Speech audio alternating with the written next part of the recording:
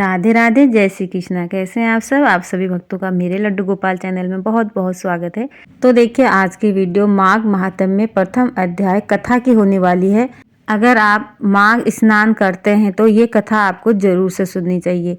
तो कथा इस प्रकार है। सूत जी ने कहा, हे ऋषियों, भूमंडल में समस्त राजाओं महाराजाओं में श्रेष्ठ पुण्य आत्मा और प्रतापी इक्ष्वाकु वंशी महाराजा दुलीप ने एक दिन अपने अनुचरों सहित सब प्रकार से पूर्ण सुसज्जित होकर वन में आखेट के लिए प्रस्थान किया।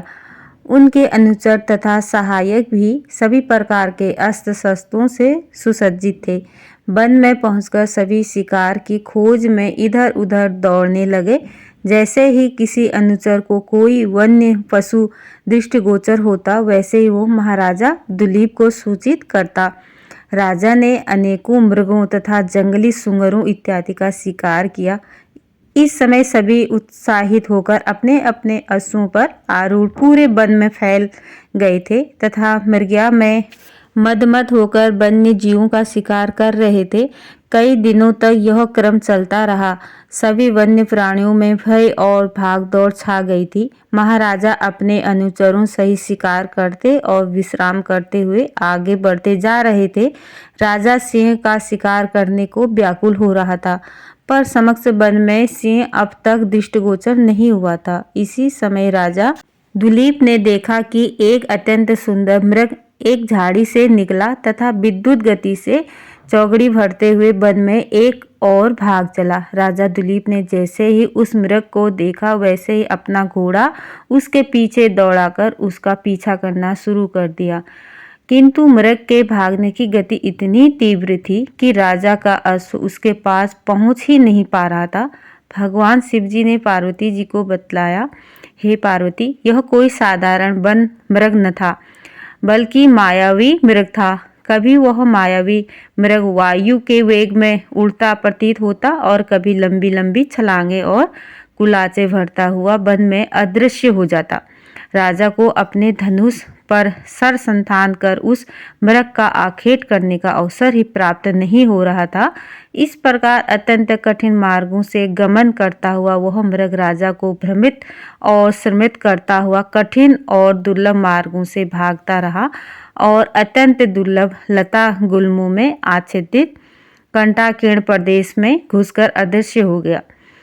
राजा भी मृग के पीछे पीछे अपने अनुचरों सहित वन के उस दुर्गम मार्ग में प्रविष्ट हो गए, परंतु अब वह मायावी मृग वहां से लुप्त हो चुका था। थके हुए राजा और उनके अनुचर प्यास के व्याकुल हो रहे थे।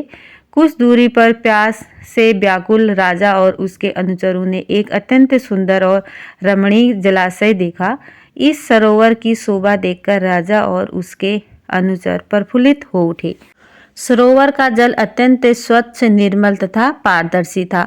जल में मछलियां विहार कर रही थी तथा मध्य भाग में सुंदर सुंदर कमल खिले थे।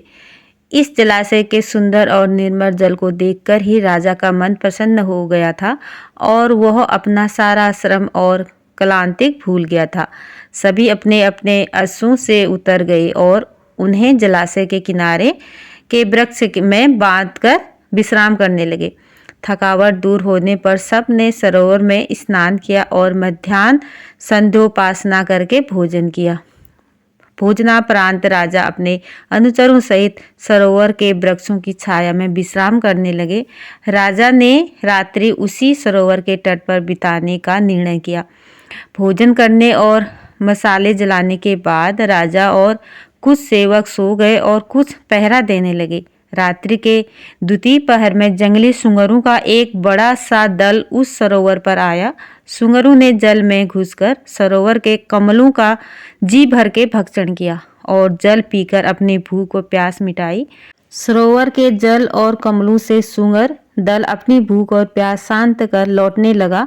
तभी उन पर राजा के शिकारी दल तथा सैनिकों ने अचानक तलवारों, भालों तथा बाणों से भयंकर आक्रमण कर दिया। अनेकों सुंगर मारे गए। इससे राजा के अनुचरों, शिकारियों तथा सैनिकों में प्रसन्नता की लहर दौड़ पड़ी। राजा ने मरे हुए सुंगरों को घोड़े पर लदवाया और नगर के लिए प्रस्थान करने को कहा।